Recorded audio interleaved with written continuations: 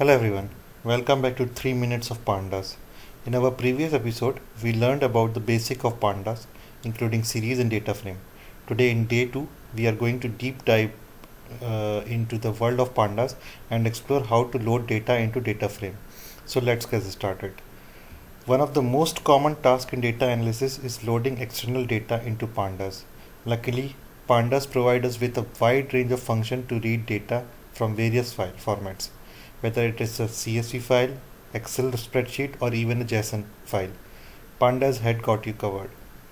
Now, let's start with one of the most popular file format, which is called CSV file format. It is a simple and lightweight format for storing tabular data. We can use the pd.read CSV file function to load a CSV file into data frame. Here is an example. We will write pd.read_csv and we will provide the data.csv as an argument of a file name. In my case, my file name is data. So if I will run this one and then I will print, I will have the data here into the data frame.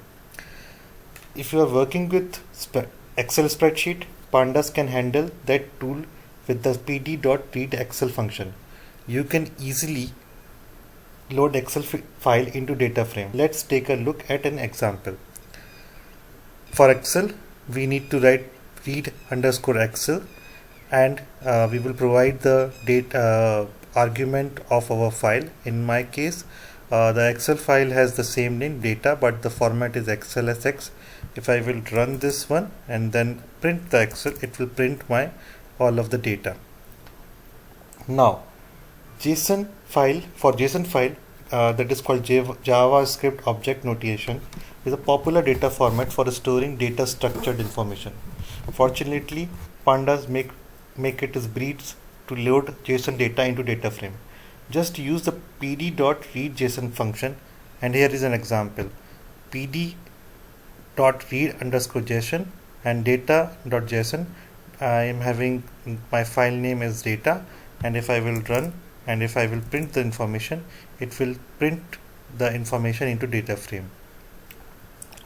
While loading data, Pandas offer a wide range of options and parameters to fine-tune the process. You can specify delimiter characters, skip rows, select specific column, handle missing values, much more. Make sure to check out the Pandas documentation for detailed information on all available options. We will meet you in next video. Thank you.